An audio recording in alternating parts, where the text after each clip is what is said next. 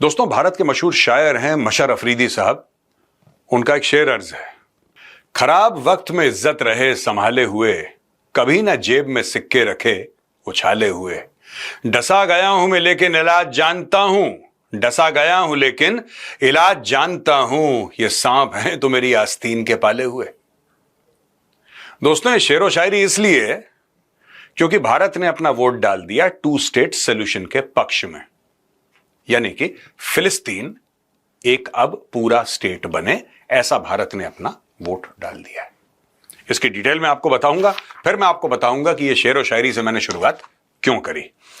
12 September 2025 India voted in favour of a UN general assembly resolution endorsing the New York declaration on the peaceful settlement of the Palestine issue and implementation of the 2 state solution. अब इसमें resolution जो introduce करा गया था वो France ने करा था। 142 देशों ने इसको अडॉप्ट करा, जिसमें भारत भी एक था। 142 देशों में 10 ने इसके खिलाफ वोट दिए और 12 ने बोला कि वी आर एब्सेंटिंग आवरसेल्व्स, हम इस पे वोट डालेंगे ही नहीं। अच्छा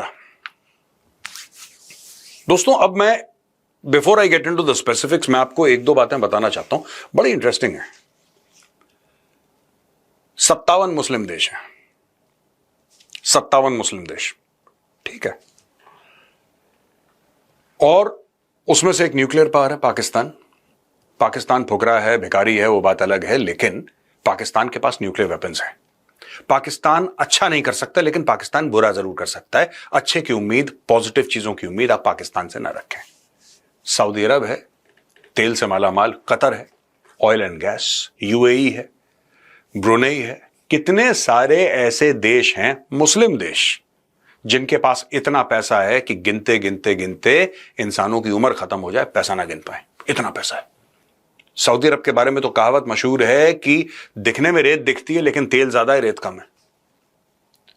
इसके बाद भी, और ये जो देश हैं दोस्तों, ये जो बात कर रहे हैं ना, यहां पे पूरे आंकड़े दे रखे हैं कि 142 नेशंस, 142 देश, उसमें भारत भी शामिल। 57 कंट्रीज तो मुस्लिम कंट्रीज हैं। अब चलिए पहले मुसलमान देशों की बात कर लेते हैं।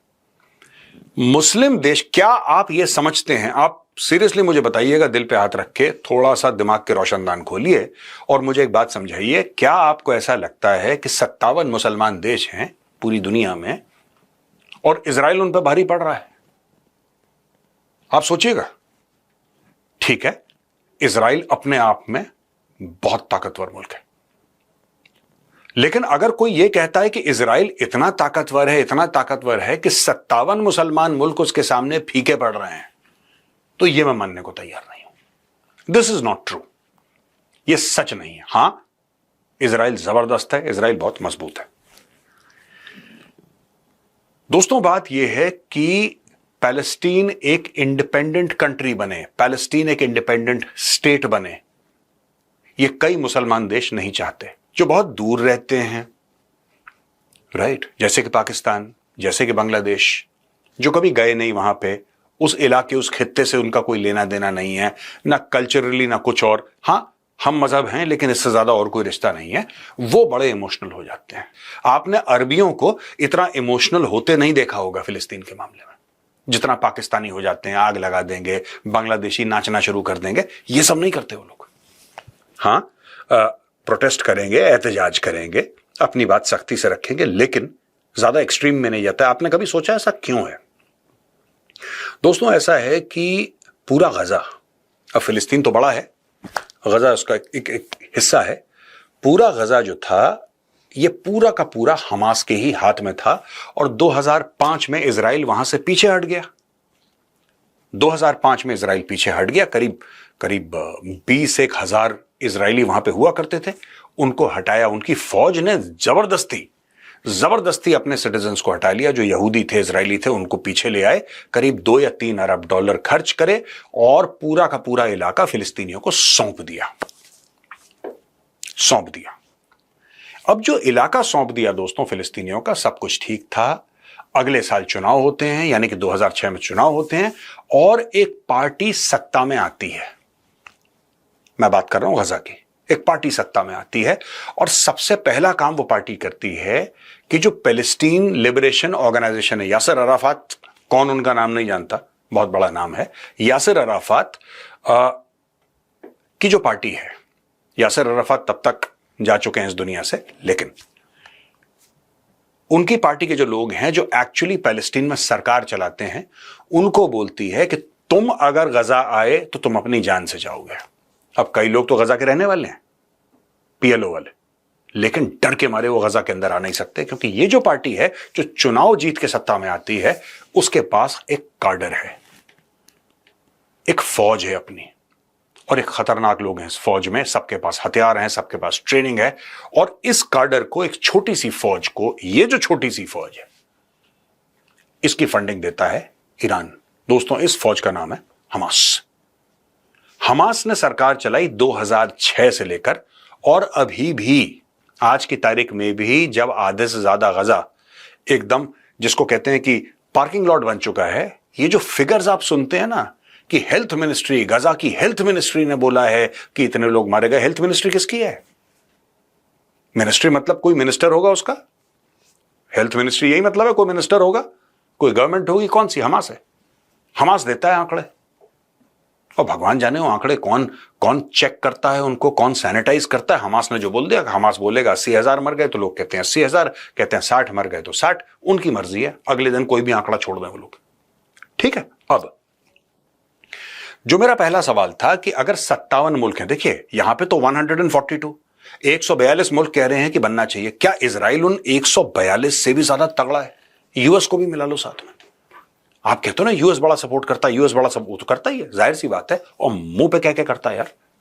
सारे मुसलमान देश जो हैं, क्या वो फिलिस्तीन को सपोर्ट नहीं करते? तो इतने लोग जब सपोर्ट कर रहे हैं कि फिलिस्तीन बन जाए, इंडिपेंडेंट बन जाए, ये बन क्यों नहीं रहा?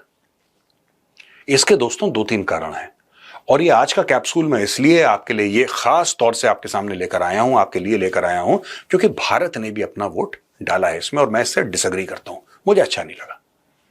I want to put, I will not say my objection, but my point of view in front of you. एक बात आप देखना, हमास ने सरकार बनाई 2006 में, उसके बाद इजराइल नहीं घुसा गजा।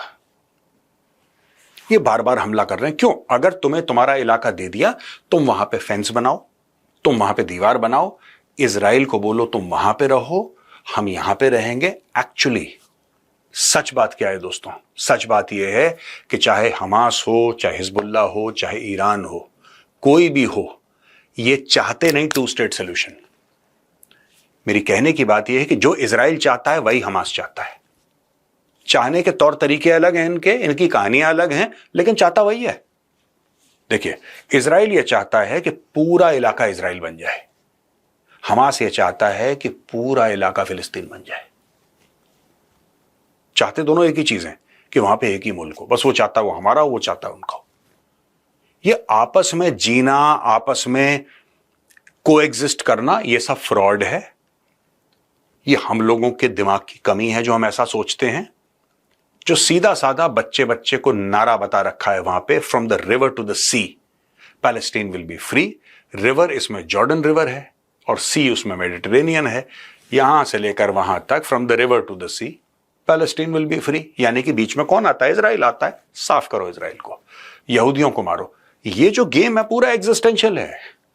इस गेम में कोई स्कोप नहीं है कि चलो साथ साथ रहें। इस गेम में कोई ऐसा स्कोप नहीं है कि ये दीवार है, वो तेरा घर, ये मेरा घर। ये स्कोप नहीं है इसमें। मैं आपको बता रहा हूं, लोग कितना भी इसको रोमांटिसाइज करें, इसमें ये स्कोप है ही नहीं। ये लड़ाई फिर होगी, आप देख लेना। आप बनाना चाहते हैं 2 देश, हाँ बनाइए। जब तक वहां पे यूनाइटेड नेशंस, देखिए इसमें तरीका यह है कि इधर इजराइल है, जो भी इजराइल के बॉर्डर हैं, आप ये कहना चाहते हैं कि प्री 67 बॉर्डर्स, आप जो भी स्टोरी सुनाना चाहते हैं वो आपकी स्टोरी है भैया। आप बोलते हैं कि प्री 67 बॉर्डर्स वाला ये इजराइल है, बाकी इस इलाके में फिलिस्तीन है। यस, बीच में आप कहते हैं कि 2 से लेकर 5 किलोमीटर चौड़ा एक बफर जोन होगा। ठीक है, इस बफर जोन में करीब 1-2 लाख यूनाइटेड नेशंस की फौज रहेगी, उनका कैंप रहेगा इसमें। इधर भी एक फेंस होगा, इधर भी एक फेंस होगा। अगर इजराइल को उधर जाना है तो यूनाइटेड नेशंस की फौज को पार करके जाना पड़ेगा, और वहां से अगर हमास और ऊपर से अगर हिजबुल्लाह आता है तो वो भी फिर यूनाइटेड नेशंस की फेंस को पार करके जाना पड़ेगा, और वहां पे 2-3 लाख फौजी रहेंगे। अगर आप ऐसी गारंटी देते हैं अगले 50 साल के लिए तो हो सकता है कुछ हो पाए। ये जो बफर जोन है 5 किलोमीटर, 2 किलोमीटर कर लो, 3 किलोमीटर कर लो, वो तो जितना भी आपको करना कर सकते हो। लेकिन fact of the matter is दोस्तों, मैं एक बात बताऊं आपको, जिस नहज पे हम लोग खड़े हैं, किसी को भी यह गलत फहमी है कि ये पीसफुली रह पाएंगे, बिल्कुल नहीं होगा।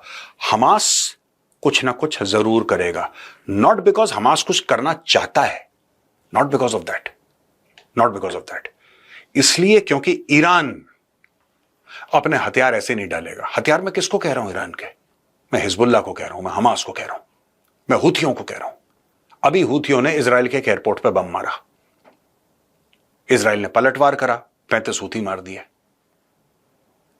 आप हूथियों को कैसे रोकेंगे?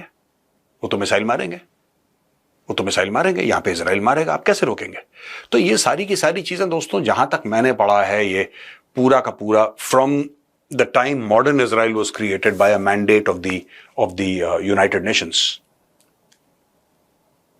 मुझे इसमें बिल्कुल भी यकीन नहीं है, ये आप 10 बार वोटिंग करो, ये ग्राउंड पे नहीं हो सकता।